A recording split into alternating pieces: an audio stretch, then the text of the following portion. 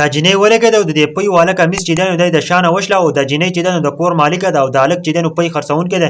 ملګرو ډېره زیاته سبق آموزه واقعه ده. ویډیو راسره مکمل وګورئ او د نورو ملګرو سره هم شیر کړئ او زموږ د چینل ورسره ضرور سبسکرایب کړئ.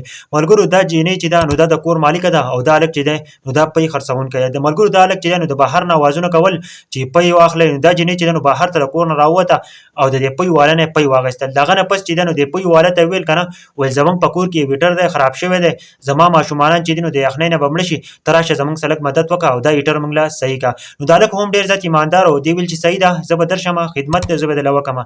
نو دا جنۍ مخکې ده او دا هلک ورپسې دی چې کله دې کور ته دننه شولو د کور غټ ګېټ چې دی نو هغه یې بند کړو. د هغه نه پس چې دی نو دننه چې کمرې ته رالل نو هغه ګېټ یې بند کړو. بیا د تقریبا د دویمې کمرې هم ګېټ یې بند کړو، د درېیمې کمرې هم ګېټ یې بند کړو، څلورمې کمرې ته لاړل. نو چې څلورمې کمرې ته دا جنۍ او دا هلک لاړل، د هلک چې دی نو په کټ کې کېناستو او دا جنۍ چې ده نو دې چې ده نو ګېټ بند کړو او دې هلک ورته وایي که نه وایي ستاسو هیټر کم دی چې هغه خراب دی چې زه یې دله صحیح کړمه. خو دې جنۍ ورته ویل چې هیټر خراب نه دی.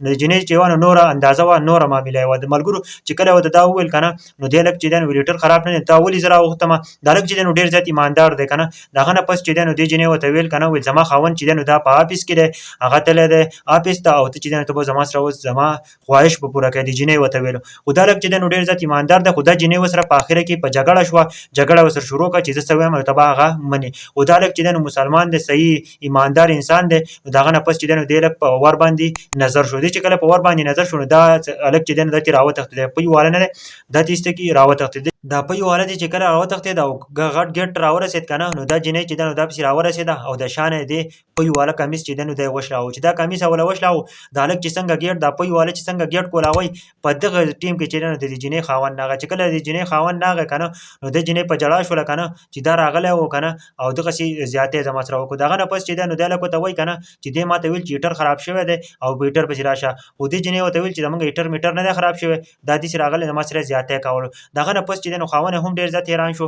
هغه ورته دا فیصله وکړله او ویل چې هغلته مولا دی، مولا له په دې کلي کې مولا دی او هلته به لاړ شو او مولا به دا فیصله وکړي. د هغه نه پس چې دی نو ویل که نه دې هلک ته وویلو ویل که تا دا غلطۍ کړه او تا ته ګناه وه نو زه به تا ولم او که دې جنۍ ته ګناه وه نو دې له به زه طلاق ورکوم، دې خپلې ښځې یادوله.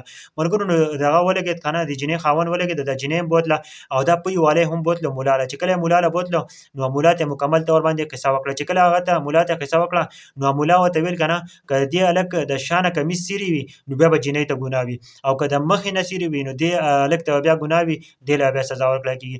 چې کله هغه وکوتو که نه نو هغه هلک چې و نو د شا نه کمیس څیرې و.